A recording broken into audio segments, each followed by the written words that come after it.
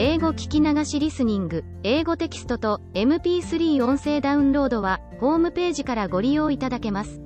88thpp.com 88thpp.com Chapter 29. Which treats of the droll device and method adopted to extricate our love-stricken knight from the severe penance he had imposed upon himself. Such, sirs, is the true story of my sad adventures. Judge for yourselves now whether the sighs and lamentations you heard, and the tears that flowed from my eyes, had not sufficient cause even if I had indulged in them more freely, and if you consider the nature of my misfortune you will see that consolation is idle, as there is no possible remedy for it. All I ask of you is, what you may easily and reasonably do, to show me where I may pass my life unharassed by the fear and dread of discovery by those who are in search of me. For though the great love my parents bear me makes me feel sure of being kindly received by them, so great is my feeling of shame at the mere thought that I cannot present myself before them as they expect, that I had rather banish myself from their sight forever than look them in the face with the reflection that they beheld mine stripped of that purity they had a right to expect in me. With these words she became silent, and the color that overspread her face showed plainly the pain and shame she was suffering at heart. In theirs the listeners felt as much pity as wonder at her misfortunes, but as the curate was just about to offer her some consolation and advice Cardenio forestalled him, saying, "So then, Signora, you are the fair Dorothea, the only daughter of the rich Clenardo?" Dorothea was astonished at hearing her father's name, and at the miserable appearance of him who mentioned it, for it has been already said how wretchedly clad Cardenio was, so she said to him, "And who may you be, brother, who seem to know my father's name so well? For so far, if I remember rightly, I have not mentioned it in the whole story of my misfortunes." "I am that unhappy being, Signora," replied Cardenio, "whom, as you have said, Lucinda declared to be her husband. I am the unfortunate Cardenio, whom the wrongdoing of him who has brought you to your present condition has reduced to the state you see me in, bare, ragged, bereft of all human comfort, and what is worse, of reason, for I only possess it when heaven is pleased for some short space to restore it to me. I, Dorothea, am he who witnessed the wrong done by Don Fernando, and waited to hear the yes uttered by which Lucinda owned herself his betrothed. I am he who had not courage enough to see how her fainting fit ended, or what came of the paper that was found in her bosom, because my heart had not the fortitude to endure so many strokes of ill fortune at once, and so losing patience I quitted the house, and leaving a letter with my host, which I entreated him to place in Lucinda's hands, I betook myself to these solitudes, resolved to end here the life I hated as if it were my mortal enemy. But fate would not rid me of it, contenting itself with robbing me of my reason, perhaps to preserve me for the good fortune I have had in meeting you. For if that which you have just told us be true, as I believe it to be, it may be that heaven has yet in store for both of us a happier termination to our misfortunes than we look for, because seeing that Lucinda cannot marry Don Fernando, being mine, as she has herself so openly declared, and that Don Fernando cannot marry her as he is yours, we may reasonably hope that heaven will restore to us what is ours, as it is still in existence and not yet alienated or destroyed. And as we have this consolation springing from no very visionary hope or wild fancy, I entreat you, Signora, to form new resolutions in your better mind, as I mean to do in mine, preparing yourself to look forward to happier fortunes, for I swear to you by the faith of a gentleman and a Christian not to desert you until I see you in possession of Don Fernando, and if I cannot by words induce him to recognize his obligation to you, in that case to avail myself of the right which my rank as a gentleman gives me, and with just cause challenge him on account of the injury he has done you, not regarding my own wrongs, which I shall leave to heaven to avenge, while I on earth devote myself to yours."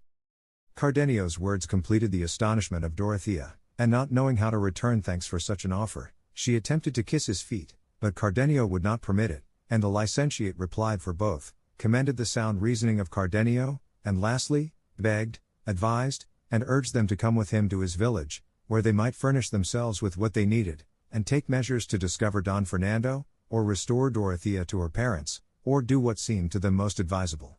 Cardenio and Dorothea thanked him, and accepted the kind offer he made them, and the barber, who had been listening to all attentively and in silence, on his part some kindly words also, and with no less good will than the curate offered his services in any way that might be of use to them.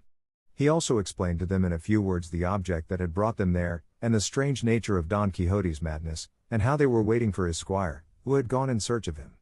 Like the recollection of a dream, the quarrel he had had with Don Quixote came back to Cardenio's memory, and he described it to the others, but he was unable to say what the dispute was about. At this moment they heard a shout, and recognized it as coming from Sancho Panza, who, not finding them where he had left them, was calling aloud to them. They went to meet him, and in answer to their inquiries about Don Quixote, he told them how he had found him stripped to his shirt, lank, yellow, half dead with hunger, and sighing for his lady Dulcinea, and although he had told him that she commanded him to quit that place and come to El Toboso, where she was expecting him, he had answered that he was determined not to appear in the presence of her beauty until he had done deeds to make him worthy of her favor, and if this went on, Sancho said, he ran the risk of not becoming an emperor as in duty bound, or even an archbishop, which was the least he could be, for which reason they ought to consider what was to be done to get him away from there. The licentiate in reply told him not to be uneasy, for they would fetch him away in spite of himself. He then told Cardenio and Dorothea what they had proposed to do to cure Don Quixote, or at any rate take him home, upon which Dorothea said that she could play the distressed damsel better than the barber, especially as she had there the dress in which to do it to the life, and that they might trust to her acting the part in every particular requisite for carrying out their scheme, for she had read a great many books of chivalry, and knew exactly the style in which afflicted damsels begged boons of knights errant. In that case, said the curate, there is nothing more required than to set about it at once, for beyond a doubt fortune is declaring itself in our favor, since it has so unexpectedly begun to open a door for your relief, and smooth the way for us to our object. Dorothea then took out of her pillowcase a complete petticoat of some rich stuff, and a green mantle of some other fine material, and a necklace and other ornaments out of a little box, and with these in an instant she so arrayed herself that she looked like a great and rich lady. All this, and more, she said, she had taken from home in case of need, but that until then she had had no occasion to make use of it. They were all highly delighted with her grace, air, and beauty, and declared Don Fernando to be a man of very little taste when he rejected such charms. But the one who admired her most was Sancho Panza, for it seemed to him, what indeed was true, that in all the days of his life he had never seen such a lovely creature, and he asked the curate with great eagerness who this beautiful lady was, and what she wanted in these out-of-the-way quarters.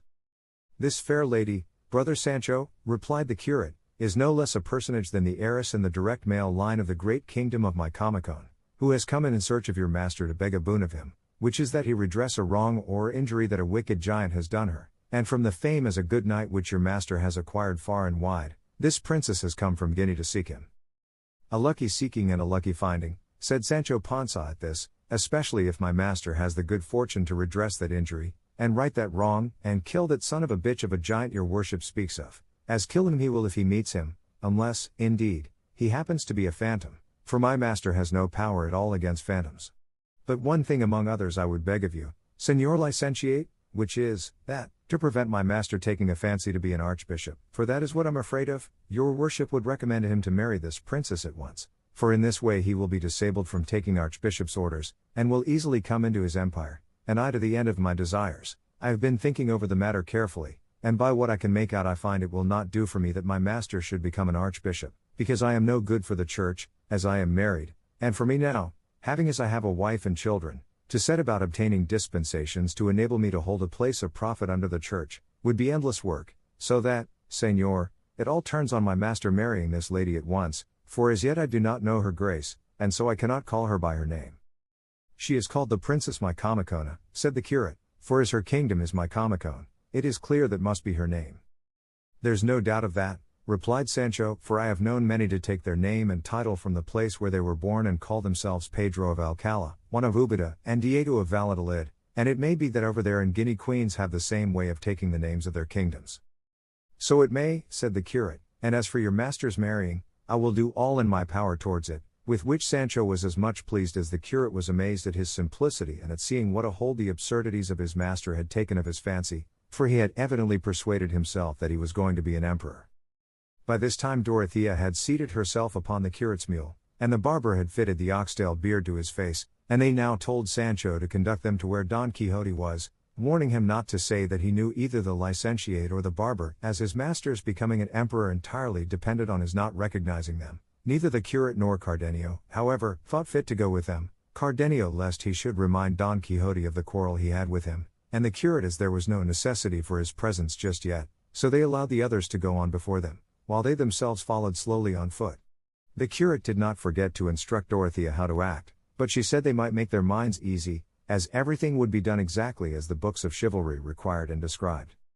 They had gone about 3/4 of a league when they discovered Don Quixote in a wilderness of rocks, by this time clothed, but without his armor, and as soon as Dorothea saw him and was told by Sancho that that was Don Quixote, she whipped her palfrey, the well-bearded barber following her, and on coming up to him her squire sprang from his mule and came forward to receive her in his arms, and she dismounting with great ease of manner advanced to kneel before the feet of Don Quixote, and though he strove to raise her up, she without rising addressed him in this fashion. From this spot I will not rise, valiant and doughty knight, until your goodness and courtesy grant me a boon, which will redound to the honor and renown of your person and render a service to the most disconsolate and afflicted damsel the sun has seen, and if the might of your strong arm corresponds to the repute of your immortal fame, you are bound to aid the helpless being who, led by the savor of your renowned name, hath come from far distant lands to seek your aid in her misfortunes. I will not answer a word, beauteous lady, replied Don Quixote, nor will I listen to anything further concerning you, until you rise from the earth. I will not rise, señor, answered the afflicted damsel, unless of your courtesy the boon I ask is first granted me. I grant and accord it, said Don Quixote, provided without detriment or prejudice to my king, my country, or her who holds the key of my heart and freedom, it may be complied with. It will not be to the detriment or prejudice of any of them, my worthy lord, said the afflicted damsel, and here Sancho Panza drew close to his master's ear and said to him very softly, your worship may very safely grant the boon she asks, it's nothing at all, only to kill a big giant, and she who asks it is the exalted princess Micomicona, queen of the great kingdom of Micomicon of Ethiopia. Let her be who she may, replied Don Quixote, I will do what is my bounden duty, and what my conscience bids me, in conformity with what I have professed, and turning to the damsel he said, let your great beauty rise, for I grant the boon which you would ask of me. Then what I ask, said the damsel, is that your magnanimous person accompany me at once whither I will conduct you, and that you promise not to engage in any other adventure or quest until you have avenged me of a traitor who against all human and divine law, has usurped my kingdom.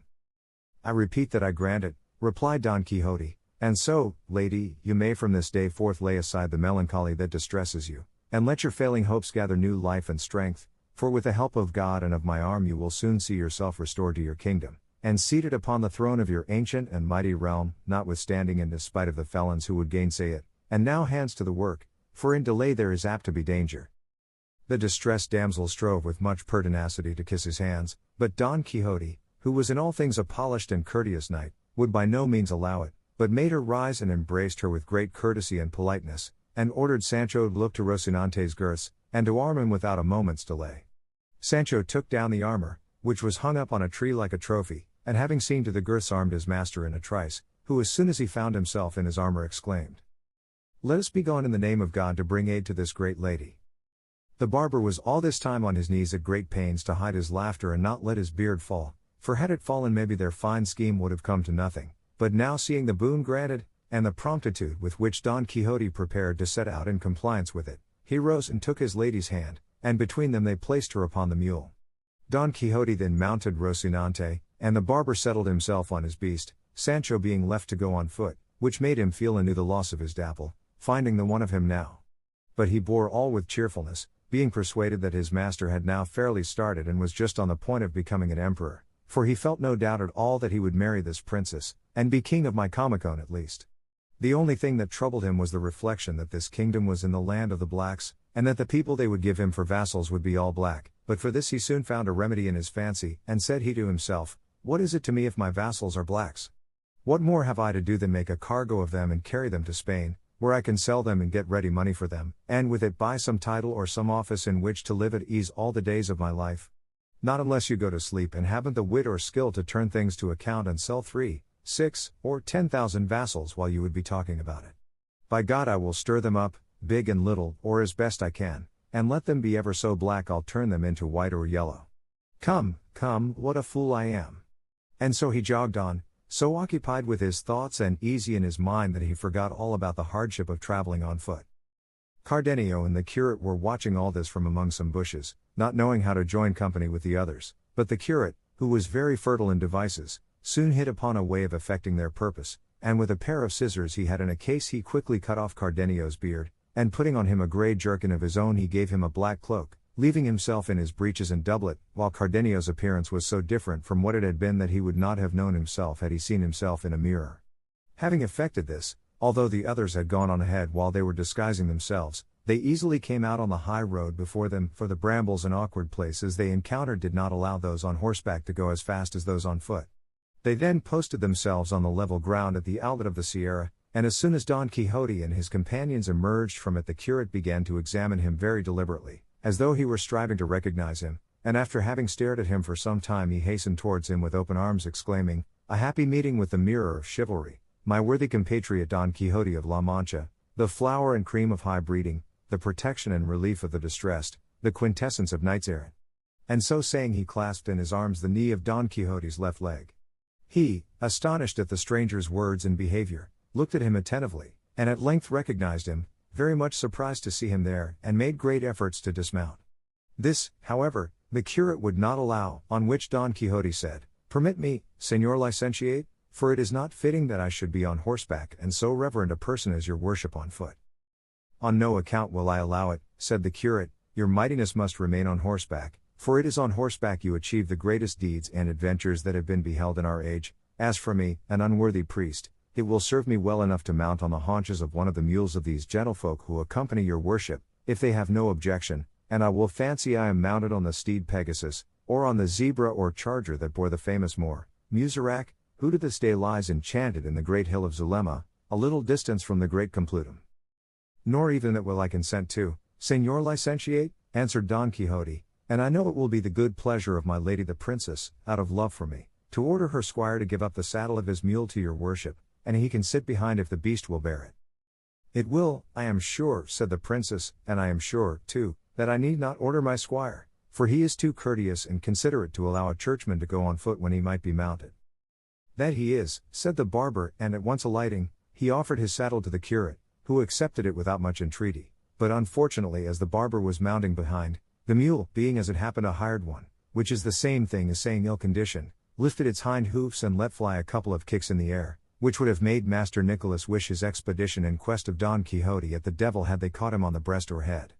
As it was, they so took him by surprise that he came to the ground, giving so little heed to his beard that it fell off, and all he could do when he found himself without it was to cover his face hastily with both his hands and moan that his teeth were knocked out. Don Quixote, when he saw all that bundle of beard detached, without jaws or blood, from the face of the fallen squire, exclaimed, "By the living God, but this is a great miracle! It has knocked off and plucked away the beard from his face as if it had been shaved off designedly." The curate, seeing the danger of discovery that threatened his scheme, at once pounced upon the beard and hastened with it to where Master Nicholas lay, still uttering moans, and drawing his head to his breast had it on in an instant, muttering over him some words which he said were a certain special charm for sticking on beards, as they would see, and as soon as he had it fixed he left him, and the squire appeared well bearded and whole as before, whereat Don Quixote was beyond measure astonished, and begged the curate to teach him that charm when he had an opportunity, as he was persuaded its virtue must extend beyond the sticking on of beards, for it was clear that where the beard had been stripped off the flesh must have remained torn and lacerated, and when it could heal all that it must be good for more than beards. "And so it is," said the curate, and he promised to teach it to him on the first opportunity. They then agreed that for the present the curate should mount, and that the three should ride by turns until they reached the inn, which might be about 6 leagues from where they were. 3 then being mounted, that is to say, Don Quixote, the princess, and the curate, and 3 on foot, Cardenio, the barber, and Sancho Panza, Don Quixote said to the damsel, "Let your highness, lady, lead on whithersoever is most pleasing to you." But before she could answer the licentiate said, "Towards what kingdom would your ladyship direct our course? Is it perchance towards that of my Comicone? It must be, or else I know little about kingdoms." She, being ready on all points, understood that she was to answer yes, so she said, "Yes, Señor, my way lies towards that kingdom." "In that case," said the curate, "we must pass right through my village, and there your worship will take the road to Cartagena, where you will be able to embark, fortune favoring, and if the wind be fair and the sea smooth and tranquil, in somewhat less than 9 years you may come in sight of the great Lake Meona, I mean Meotides, which is little more than 100 days' journey this side of your highness's kingdom." "Your worship is mistaken, Señor," said she, "for it is not 2 years since I set out from it, and though I never had good weather, nevertheless I am here to behold what I so longed for, and that is my lord Don Quixote of La Mancha, whose fame came to my ears as soon as I set foot in Spain and impelled me to go in search of him, to commend myself to his courtesy, and entrust the justice of my cause to the might of his invincible arm."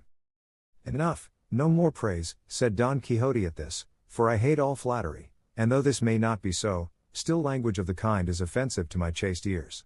I will only say, Señora, that whether it has might or not, that which it may or may not have shall be devoted to your service even to death, And now, leaving this to its proper season, I would ask the Señor Licentiate to tell me what it is that has brought him into these parts, alone, unattended, and so lightly clad that I am filled with amazement.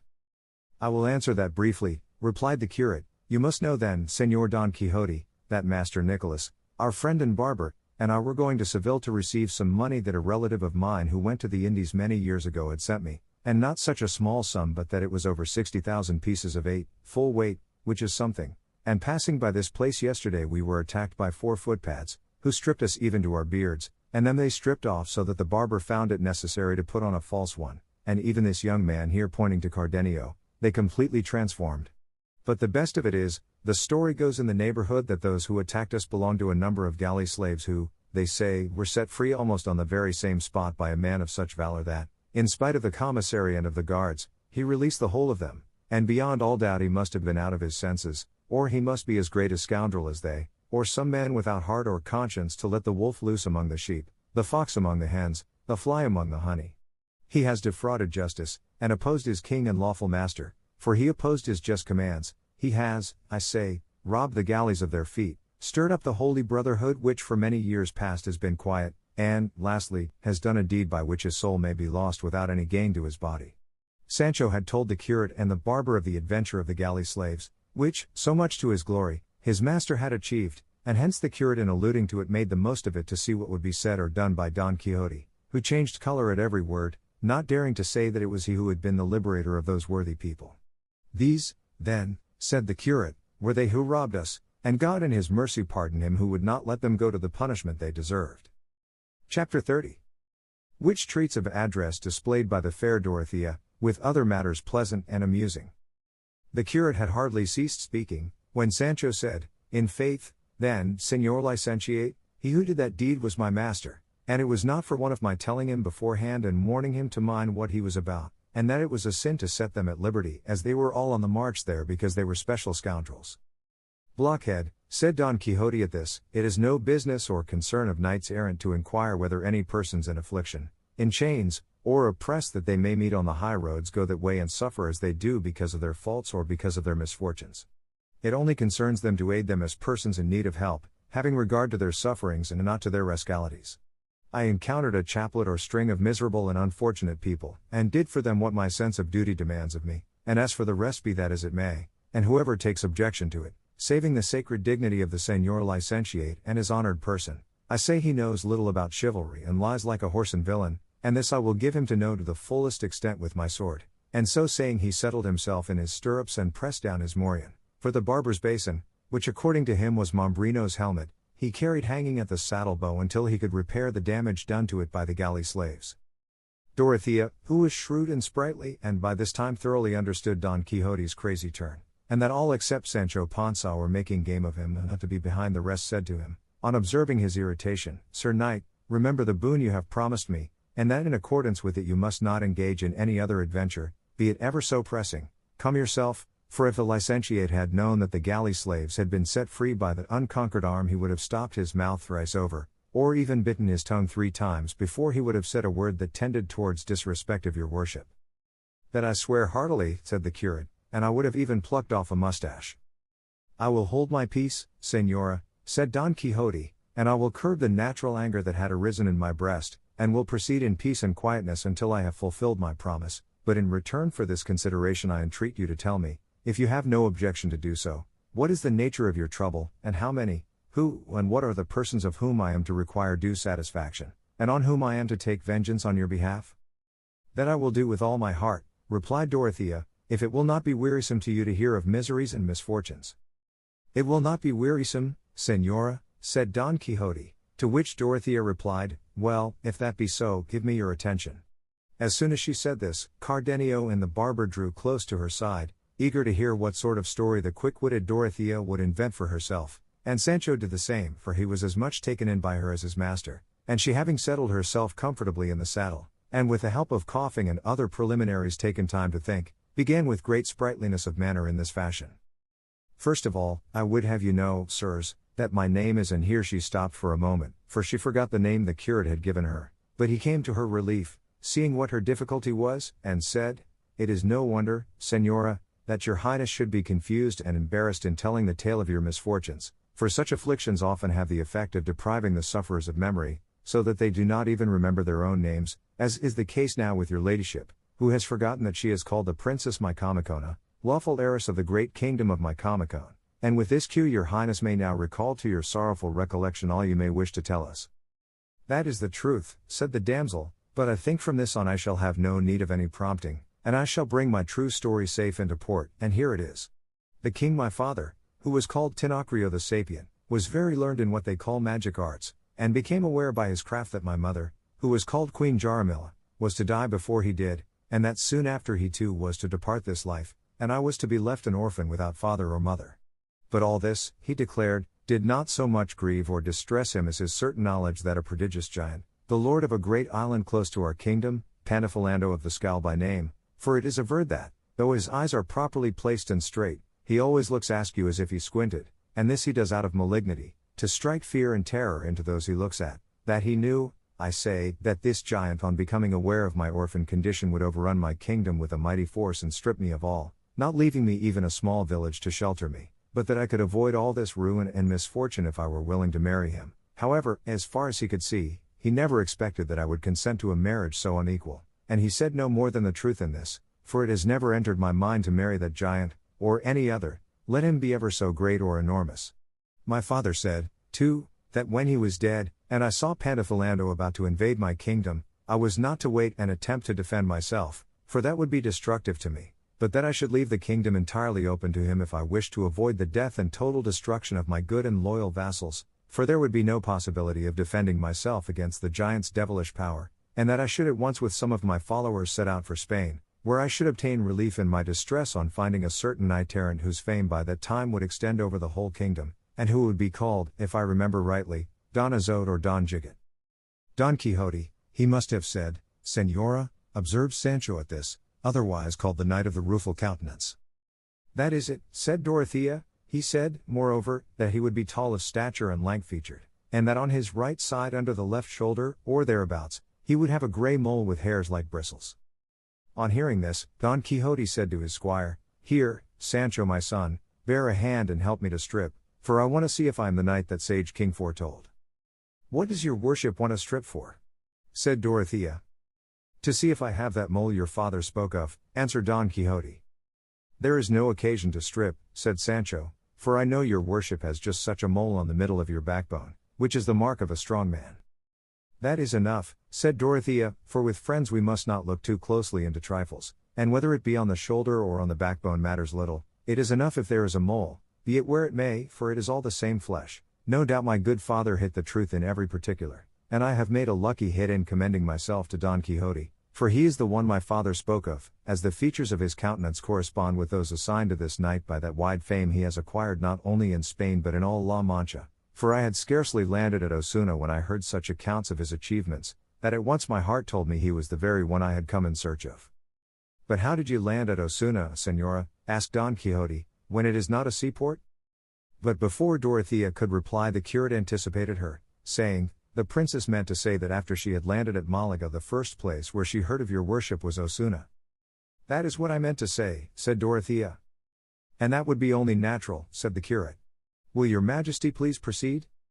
There is no more to add, said Dorothea, save that in finding Don Quixote I have had such good fortune, that I already reckon and regard myself queen and mistress of my entire dominions, since of his courtesy and magnanimity he has granted me the boon of accompanying me whithersoever I may conduct him, which will be only to bring him face to face with Panafilando of the Scowl, that he may slay him and restore to me what has been unjustly usurped by him, for all this must come to pass satisfactorily since my good father Tinocrio the Sapient foretold it, who likewise left it declared in writing in Chaldee or Greek characters, for I cannot read them, that if this predicted knight, after having cut the giant's throat, should be disposed to marry me I was to offer myself at once without demur as his lawful wife, and yield him possession of my kingdom together with my person. What thinkest thou now, friend Sancho? Said Don Quixote at this. Hearest thou that? Did I not tell thee so? See how we have already got a kingdom to govern and a queen to marry. On my oath it is so, said Sancho, and foul fortune to him who won't marry after slitting Señor Pandahilado's windpipe. And then, how ill-favored the queen is. I wish the fleas in my bed were that sort. And so saying he cut a couple of capers in the air with every sign of extreme satisfaction, and then ran to seize the bridle of Dorothea's mule, and checking it fell on his knees before her, begging her to give him her hand to kiss in token of his acknowledgement of her as his queen and mistress. Which of the bystanders could have helped laughing to see the madness of the master and the simplicity of the servant? Dorothea therefore gave her hand, and promised to make him a great lord in her kingdom, when heaven should be so good as to permit her to recover and enjoy it, for which Sancho returned thanks in words that set them all laughing again. This, sirs, continued Dorothea, is my story. It only remains to tell you that of all the attendants I took with me from my kingdom I have none left except this well-bearded squire, for all were drowned in a great tempest we encountered when in sight of port, and he and I came to land on a couple of planks as if by a miracle, and indeed the whole course of my life is a miracle and a mystery as you may have observed, and if I have been over-minuted in any respect or not as precise as I ought, let it be accounted for by what the licentiate said at the beginning of my tale, that constant and excessive troubles deprive the sufferers of their memory.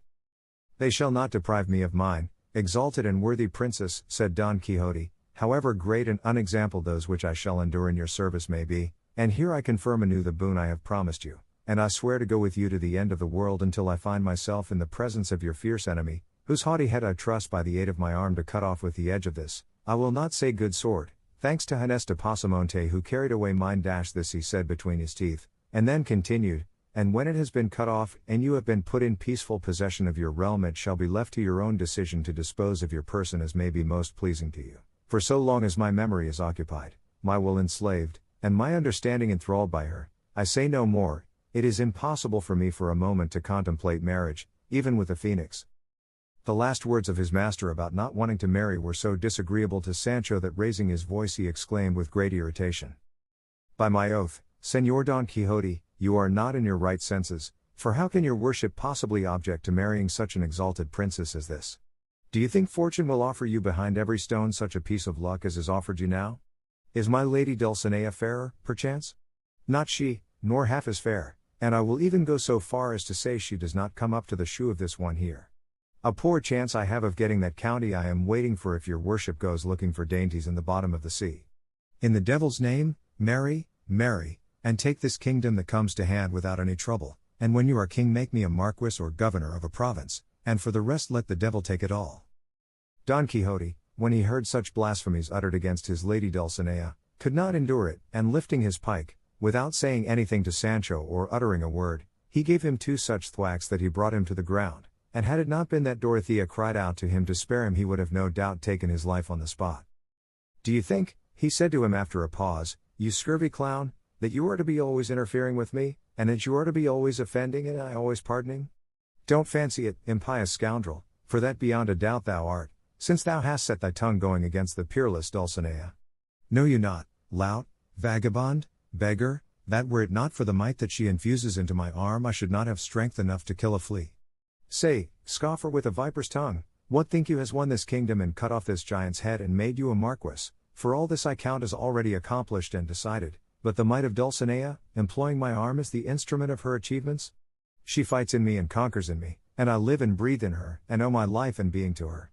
O whoreson scoundrel, how ungrateful you are, you see yourself raised from the dust of the earth to be a titled lord, and the return you make for so great a benefit is to speak evil of her who has conferred it upon you."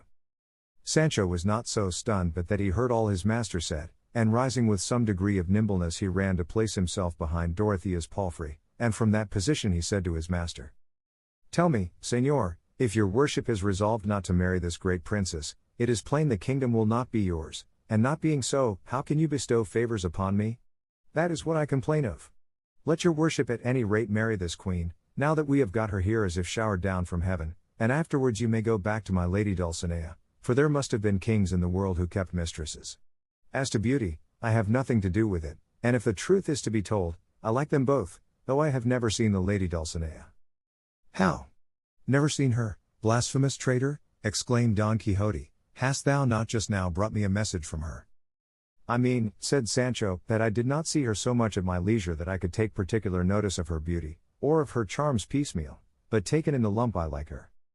"Now I forgive thee," said Don Quixote, "and do thou forgive me the injury I have done thee, for our first impulses are not in our control."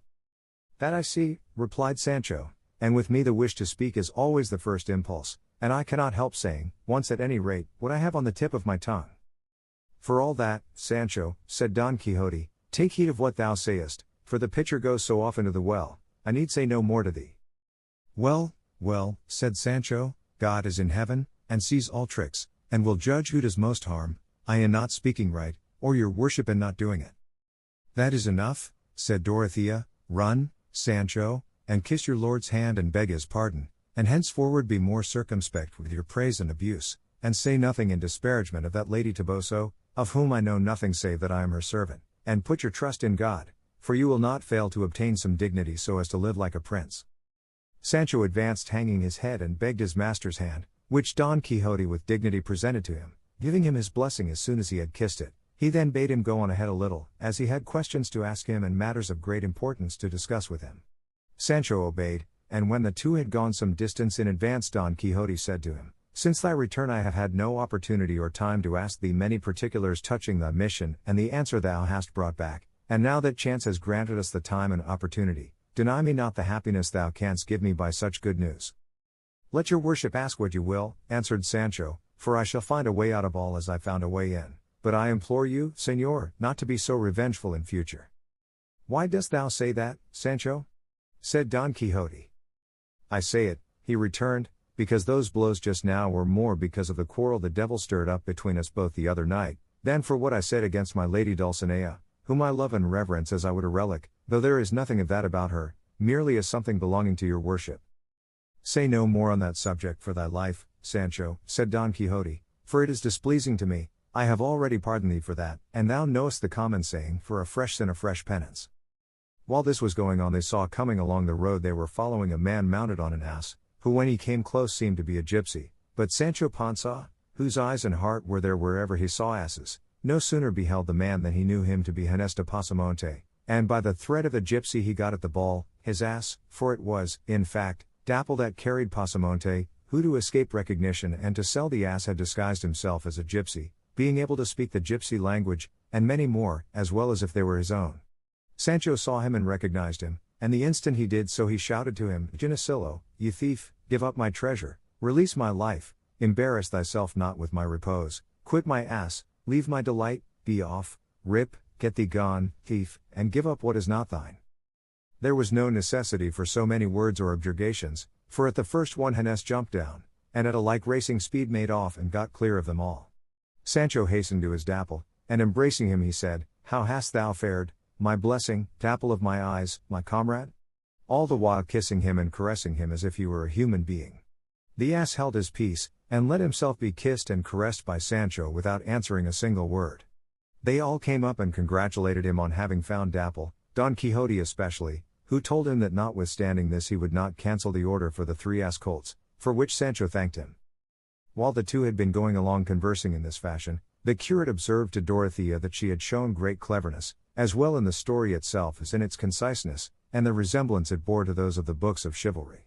She said that she had many times amused herself reading them, but that she did not know the situation of the provinces or seaports, and so she had said at haphazard that she had landed at Osuna. So I saw, said the curate, and for that reason I made haste to say what I did, by which it was all set right. But is it not a strange thing to see how readily this unhappy gentleman believes all these figments and lies, simply because they are in the style and manner of the absurdities of his books? So it is, said Cardenio, and so uncommon and unexampled, that were one to attempt to invent and concoct it in fiction, I doubt if there be any wit keen enough to imagine it. But another strange thing about it, said the curate, is that, apart from the silly things which this worthy gentleman says in connection with his craze, when other subjects are dealt with, he can discuss them in a perfectly rational manner, showing that his mind is quite clear and composed, so that, provided his chivalry is not touched upon, no one would take him to be anything but a man of thoroughly sound understanding. While they were holding this conversation Don Quixote continued his with Sancho, saying, Friend Panza, let us forgive and forget as to our quarrels, and tell me now, dismissing anger and irritation, where, how, and when didst thou find Dulcinea? What was she doing? What didst thou say to her? What did she answer? How did she look when she was reading my letter? Who copied it out for thee? And everything in the matter that seems to thee worth knowing, asking, and learning, neither adding nor falsifying to give me pleasure, nor yet curtailing lest you should deprive me of it. Señor, replied Sancho, If the truth is to be told, nobody copied out the letter for me, for I carried no letter at all. It is as thou sayest, said Don Quixote, for the notebook in which I wrote it I found in my own possession 2 days after thy departure, which gave me very great vexation, as I knew not what thou wouldst do on finding thyself without any letter, and I made sure thou wouldst return from the place where thou didst first miss it.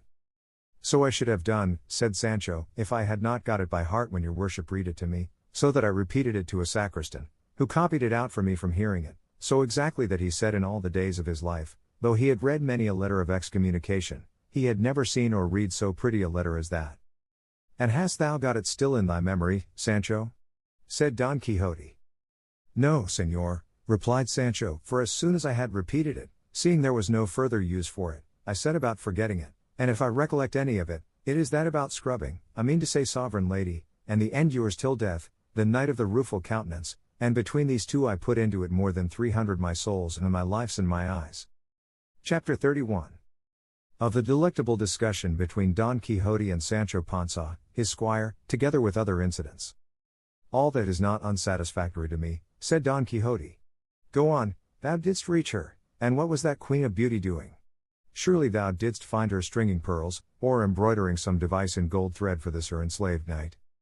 I did not, said Sancho, but I found her winnowing 2 bushels of wheat in the yard of her house. Then depend upon it, said Don Quixote, the grains of that wheat were pearls when touched by her hands, and didst thou look, friend? Was it white wheat or brown? It was neither, but red, said Sancho. Then I promise thee, said Don Quixote, that, winnowed by her hands, beyond a doubt the bread it made was of the whitest, but go on, when thou gavest her my letter, did she kiss it? Did she place it on her head? Did she perform any ceremony befitting it, or what did she do? When I went to give it to her, replied Sancho, she was hard at it swaying from side to side with a lot of wheat she had in the sieve, and she said to me, lay the letter, friend, on the top of that sack, for I cannot read it until I have done sifting all this.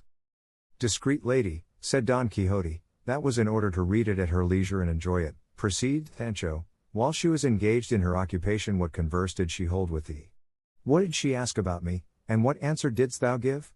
Make haste, tell me all, and let not an atom be left behind in the ink bottle. She asked me nothing, said Sancho, but I told her how your worship was left doing penance in her service, naked from the waist up, in among these mountains like a savage, sleeping on the ground, not eating bread off a tablecloth nor combing your beard, weeping and cursing your fortune. In saying I cursed my fortune thou saidst wrong, said Don Quixote, for rather do I bless it and shall bless it all the days of my life for having made me worthy of aspiring to love so lofty a lady as Dulcinea del Toboso. And so lofty she is, said Sancho, that she overtops me by more than a hand's breadth. What? Sancho, said Don Quixote, didst thou measure with her? I measured in this way, said Sancho, going to help her to put a sack of wheat on the back of an ass, we came so close together that I could see she stood more than a good palm over me. Well, said Don Quixote, and doth she not of a truth accompany and adorn this greatness with 1,000,000,000 charms of mind? But one thing thou wilt not deny, Sancho, when thou camest close to her didst thou not perceive a Sabian odor, an aromatic fragrance, I know not what, delicious, that I cannot find a name for, I mean a redolence, an exhalation, as if thou wert in the shop of some dainty glover. All I can say is, said Sancho, that I did perceive a little odor, something goaty, it must have been that she was all in a sweat with hard work. It could not be that, said Don Quixote, but thou must have been suffering from cold in the head, or must have smelt thyself, for I know well what would be the scent of that rose among thorns, that lily of the field, that dissolved amber.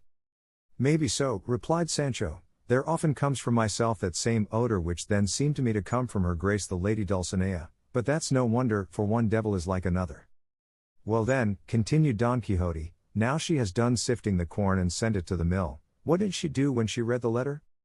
As for the letter, said Sancho, she did not read it, for she said she could neither read nor write. Instead of that she tore it up into small pieces, saying that she did not want to let anyone read it lest her secrets should become known in the village, and that what I had told her by word of mouth about the love your worship bore her and the extraordinary penance you were doing for her sake, was enough, and, to make an end of it, she told me to tell your worship that she kissed your hands, and that she had a greater desire to see you than to write to you, and that therefore she entreated and commanded you, on sight of this present, to come out of these thickets, and to have done with carrying on absurdities, and to set out at once for El Toboso, unless something else of greater importance should happen, for she had a great desire to see your worship. She laughed greatly when I told her how your worship was called the Knight of the Rueful Countenance. I asked her if that Biscayne the other day had been there, and she told me he had, and that he was an honest fellow. I asked her too about the galley slaves, but she said she had not seen any as yet. So far all goes well, said Don Quixote, but tell me what jewel was it that she gave thee on taking thy leave, in return for thy tidings of me? For it is a usual and ancient custom with knights and ladies errant to give the squires, damsels, or dwarfs who bring tidings of their ladies to the knights, or of their knights to the ladies, some rich jewel as a guerdon for good news, and acknowledgment of the message. That is very likely, said Sancho, and a good custom it was, to my mind, but that must have been in days gone by, for now it would seem to be the custom only to give a piece of bread and cheese, because that was what my lady Dulcinea gave me over the top of the yard wall when I took leave of her, and more by token it was sheep's milk cheese. She is generous in the extreme, said Don Quixote, and if she did not give thee a jewel of gold, no doubt it must have been because she had not one to hand there to give thee, but sleeves are good after Easter, I shall see her and all shall be made right. But knowest thou what amazes me, Sancho? It seems to me thou must have gone and come through the air, for thou hast taken but little more than 3 days to go to El Toboso and return, though it is more than 30 leagues from here to there. From which I am inclined to think that the sage magician who is my friend, and watches over my interests, for of necessity there is and must be one, or else I should not be a right knight-errant, that this same, I say, must have helped thee to travel without thy knowledge, for some of these sages will catch up a knight-errant sleeping in his bed, and without his knowing how or in what way it happened, he wakes up the next day more than 1,000 leagues away from the place where he went to sleep. And if it were not for this, knights-errant would not be able to give aid to one another in peril, as they do at every turn.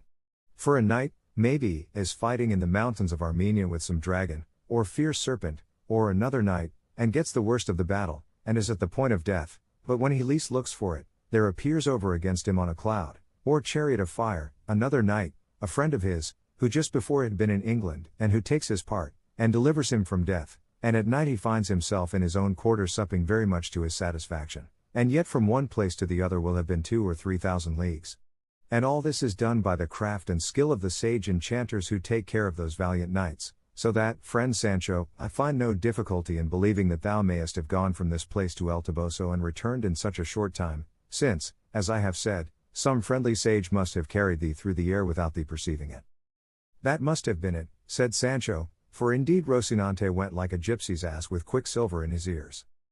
Quicksilver, said Don Quixote, aye, and what is more, a legion of devils, folk that can travel and make others travel without being weary, exactly as the whim seizes them. But putting this aside, what thinkest thou I ought to do about my lady's command to go and see her? For though I feel that I am bound to obey her mandate, I feel too that I am debarred by the boon I have accorded to the princess that accompanies us, and the law of chivalry compels me to have regard for my word in preference to my inclination. On the one hand the desire to see my lady pursues and harasses me, on the other my solemn promise and the glory I shall win in this enterprise urge and call me, but what I think I shall do is to travel with all speed and reach quickly the place where this giant is, and on my arrival I shall cut off his head, and establish the princess peacefully in her realm, and forthwith I shall return to behold the light that lightens my senses, to whom I shall make such excuses that she will be led to approve of my delay, for she will see that it entirely tends to increase her glory and fame, for all that I have won, am winning, or shall win by arms in this life, comes to me of the favor she extends to me, and because I am hers. Ah! What a sad state your worship's brains are in, said Sancho. Tell me, señor, do you mean to travel all that way for nothing, and to let slip and lose so rich and great a match as this where they give as a portion a kingdom that in sober truth I have heard say is more than 20,000 leagues round about, and abounds with all things necessary to support human life, and is bigger than Portugal and Castile put together? Peace, for the love of God. Blush for what you have said, and take my advice, and forgive me, and marry at once in the first village where there is a curate. If not, here is our licentiate who will do the business beautifully. Remember, I am old enough to give advice, and this I am giving comes pat to the purpose, for a sparrow in the hand is better than a vulture on the wing, and he who has the good to his hand and chooses the bad, that the good he complains of may not come to him. Look here, Sancho, said Don Quixote. If thou art advising me to marry, in order that immediately on slaying the giant I may become king, and be able to confer favors on thee, and give thee what I have promised, let me tell thee I shall be able very easily to satisfy thy desires without marrying, for before going into battle I will make it a stipulation that, if I come out of it victorious, even I do not marry, they shall give me a portion of the kingdom, that I may bestow it upon whomsoever I choose, And when they give it to me, upon whom wouldst thou have me bestow it but upon thee? That is plain speaking, said Sancho, but let your worship take care to choose it on the seacoast, so that if I don't like the life, I may be able to ship off my black vassals and deal with them as I have said. Don't mind going to see my lady Dulcinea now, but go and kill this giant and let us finish off this business, for by God it strikes me it will be one of great honor and great profit. I hold thou art in the right of it, Sancho, said Don Quixote, and I will take thy advice as to accompanying the princess before going to see Dulcinea, but I counsel thee not to say anything to any one, or to those who are with us, about what we have considered and discussed, for as Dulcinea is so decorous that she does not wish her thoughts to be known, it is not right that I or anyone for me should disclose them. Well then, if that be so, said Sancho, how is it that your worship makes all those you overcome by your arm go to present themselves before my lady Dulcinea, this being the same thing as signing your name to it that you love her and are her lover? And as those who go must perforce kneel before her and say they come from your worship to submit themselves to her, how can the thoughts of both of you be hid? Oh, silly and simple thou art, said Don Quixote, seest thou not, Sancho, that this tends to her greater exaltation? For thou must know that according to our way of thinking in chivalry, it is a high honor to a lady to have many knights errant in her service, whose thoughts never go beyond serving her for her own sake, and who look for no other reward for their great and true devotion than that she should be willing to accept them as her knights. It is with that kind of love, said Sancho, I have heard preachers say we ought to love our Lord, for himself alone, without being moved by the hope of glory or the fear of punishment, though for my part, I would rather love and serve him for what he could do. The devil take thee for a clown, said Don Quixote, and what shrewd things thou sayest at times. One would think thou hadst studied. In faith, then, I cannot even read. Master Nicholas here called out to them to wait a while, as they wanted to halt and drink at a little spring there was there. Don Quixote drew up, not a little to the satisfaction of Sancho, for he was by this time weary of telling so many lies, and in dread of his master catching him tripping, for though he knew that Dulcinea was a peasant girl of El Toboso, he had never seen her in all his life. Cardenio had now put on the clothes which Dorothea was wearing when they found her, and though they were not very good, they were far better than those he put off. They dismounted together by the side of the spring, and with what the curate had provided himself with at the inn they appeased, though not very well, the keen appetite they all of them brought with them. While they were so employed there happened to come by a youth passing on his way, who stopping to examine the party at the spring, the next moment ran to Don Quixote and clasping him round the legs, began to weep freely, saying, Oh, Señor, do you not know me? Look at me well, I am that lad Andres that your worship released from the oak tree where I was tied. Don Quixote recognized him, and taking his hand he turned to those present and said, That your worships may see how important it is to have knights errant to redress the wrongs and injuries done by tyrannical and wicked men in this world, I may tell you that some days ago passing through a wood, I heard cries and piteous complaints as of a person in pain and distress. I immediately hastened, impelled by my bounden duty, to the quarter whence the plaintive accents seemed to me to proceed, and I found tied to an oak this lad who now stands before you, which in my heart I rejoice at, for his testimony will not permit me to depart from the truth in any particular.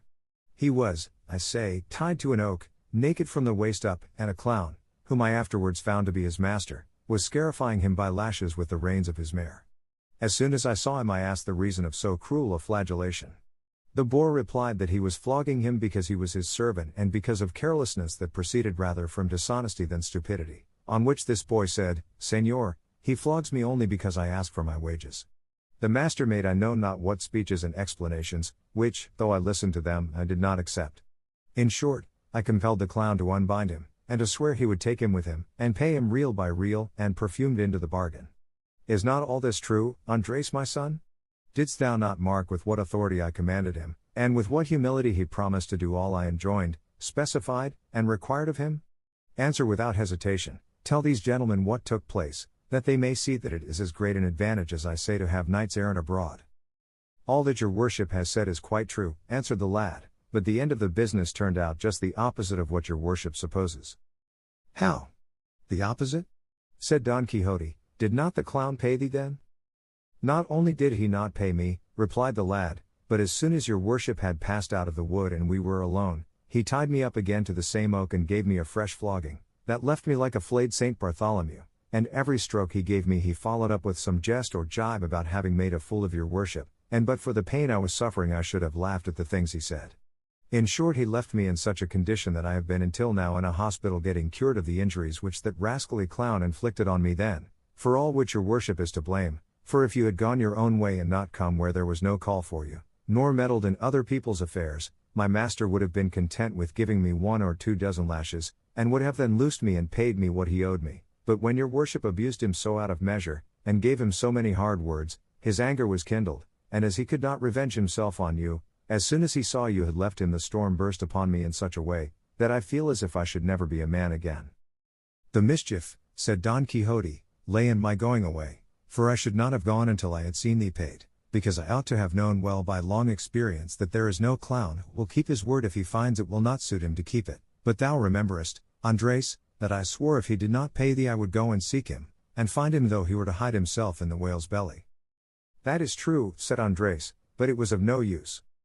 Thou shalt see now whether it is of use or not, said Don Quixote, and so saying, he got up hastily and bade Sancho bridle Rocinante, who was browsing while they were eating. Dorothea asked him what he meant to do. He replied that he meant to go in search of this clown and chastise him for such iniquitous conduct, and see Andres paid to the last maravedì, despite and in the teeth of all the clowns in the world.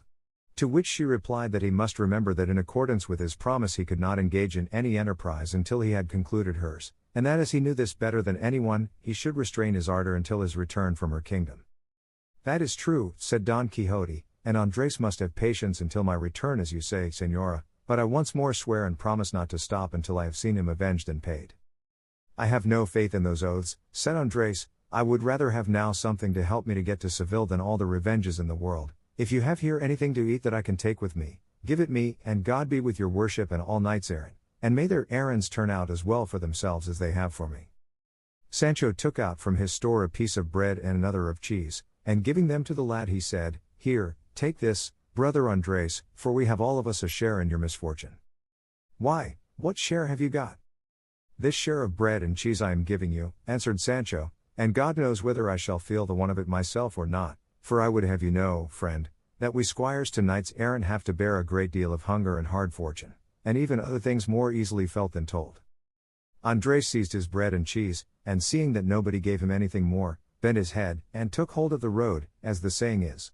However, before leaving he said, For the love of God, Sir Knight errant, if you ever meet me again, though you may see them cutting me to pieces, give me no aid or succor, but leave me to my misfortune, which will not be so great but that a greater will come to me by being helped by your worship, on whom and all the knights errant that have ever been born God send his curse. Don Quixote was getting up to chastise him, but he took to his heels at such a pace that no one attempted to follow him, and mightily chapfallen was Don Quixote at Andres' story, and the others had to take great care to restrain their laughter so as not to put him entirely out of countenance. 物語の続きは、ホームページからお聞きいただけます。また、テキスト、MP3 ダウンロードも合わせてご利用ください。88thpp.com 88thpp.com